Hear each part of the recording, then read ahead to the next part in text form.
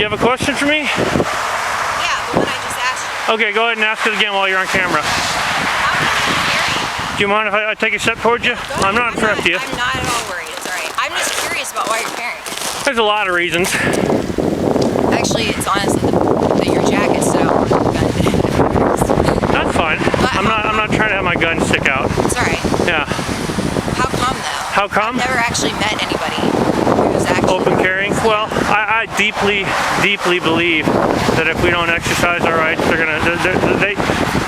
going away. Has someone like hurt you or something though? No. Like well, actually, yeah. You know, not to get too like personal, or whatever. but I have been the victim of a. I was stabbed. You were? I was stabbed through my left arm while in a gun-free zone. Tulane University, 1996, 97. So even if well, they never caught the guy. You know, but even if that hadn't happened to me, I would still have. I served in the United States Marine Corps, you know, and I don't like what I see going on with our country. And to answer your question without being too long-winded, that's why I'm doing what I'm doing. You know, and I realize that we've been conditioned here in America to be so fearful of the very sight of a firearm. Yeah, you know, when the fact of the matter is, if you spend 5 minutes on YouTube, you're going to find hundreds of videos of police officers with all the power of the state brutalizing the citizens. You know, Thomas Kelly, the two police that were just in Los Angeles that brutalized him, literally beat him to death with their flashlights and the butt ends of their tasers. Beat him to death. The guy's a mentally challenged man, and all the while the man is screaming for his dad to come help. So those are the kind of things that I'm disgusted by, and we're you know, mainstream media wants us to believe that the police are there to protect us. They're not. They're there to collect revenue from you and me. All right. The Supreme Court's already ruled on numerous occasions that they have no duty to protect us. Just look recently in New York within the last 3 years, that Good Samaritan stepped in and took down a knife-wielding maniac on the subway who was stabbing people. Right. And as he's being stabbed in the head and hands trying to subdue this maniac, all right, he looks over and sees two New York City police officers standing there watching. And they didn't jump in until it was safe to do so. The man tried suing the city of New York, and it was thrown out. You want to know why it was thrown out? What have the cops done wrong to you? They haven't done nothing wrong to me. All right. You don't have a problem with them? You know, I do. I have a problem with the police for a lot of reasons. All right. This city? I have a. What city are we in, by the way? We're in Royal Oak. You know, or something? I'm from Ohio. I can go on and on about the problems I have with the police. All right, but in a nutshell, every city across the United States of America, one of the main problems I have is that they, you know, badges don't grant extra rights. You know, there are some good cops out there. I'm not saying there aren't, but the profession, I've seen firsthand what it does to people. My best friend from college became a cop, and guess what happened? Within the first 3 months of him being on the force in Wyoming, we were having a conversation about, you know, stop and identify, and how if you haven't broken a law, the police don't have a right to come up to you and ask you for your ID. And his response to me was basically this: we're the police, we do what the fuck we want. Pardon my mouth, but he didn't just make that up. That was taught to him. The whole thin blue line, since the 1970s, every police force in the country is essentially militarized. Why are code enforcement officers in California? Like that, yeah, they have. Code enforcement, I'll be honest. Code enforcement? All right. California and all over the country, they're buying surplus military armored vehicles to go code enforce. Hey, your wood pile isn't, you know. From grants.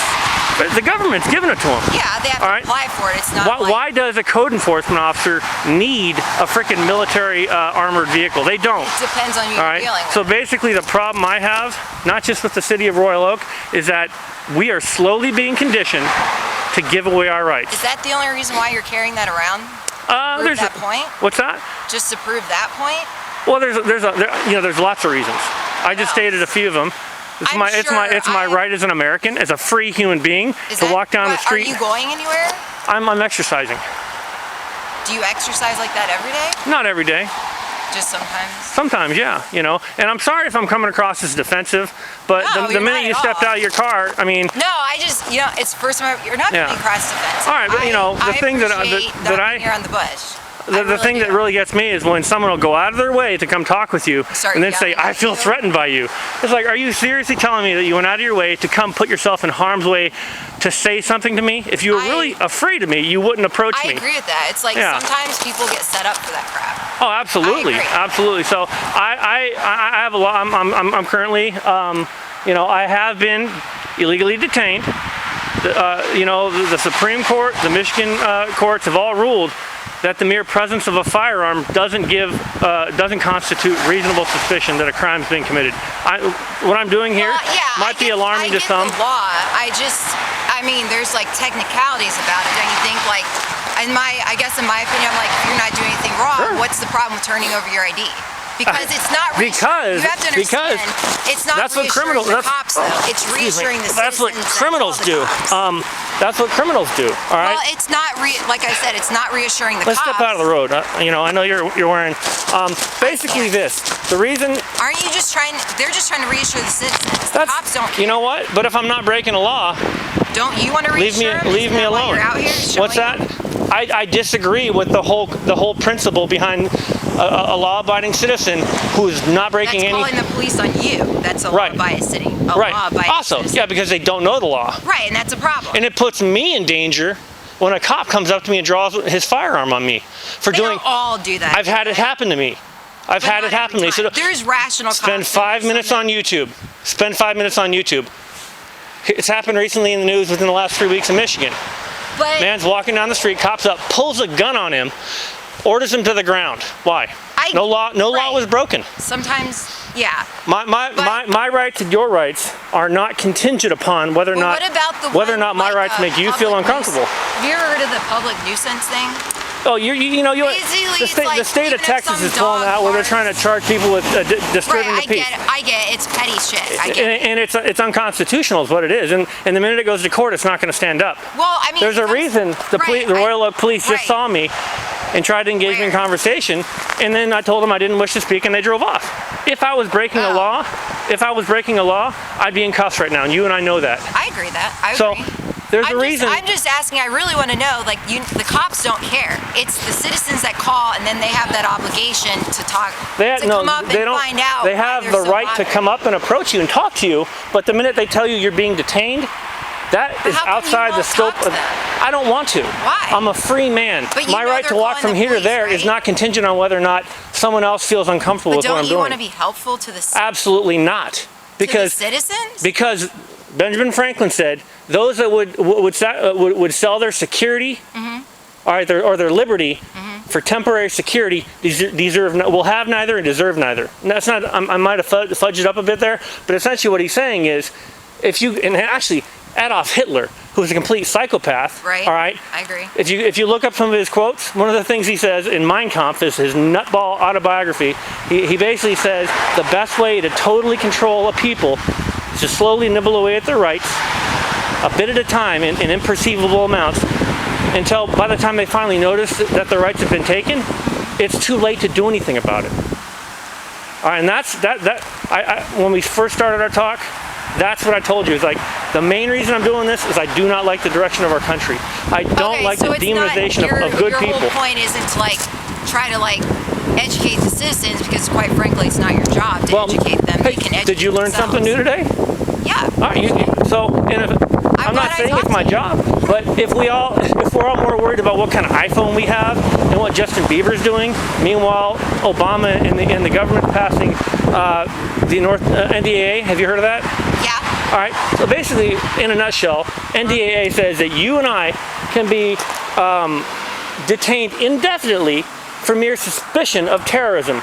All right. Are you trying to get a rise out of somebody, just out of curiosity? No, I'm not. You're not trying to see if the cops will show up? I'm exercising my rights, and I'm smart enough to know. But you're not trying to figure out if the cops are going to show up or how long it'll take them. The reason I have this camera on is because I'm smart enough to know that there's people out there who don't know the law and will call the police on me.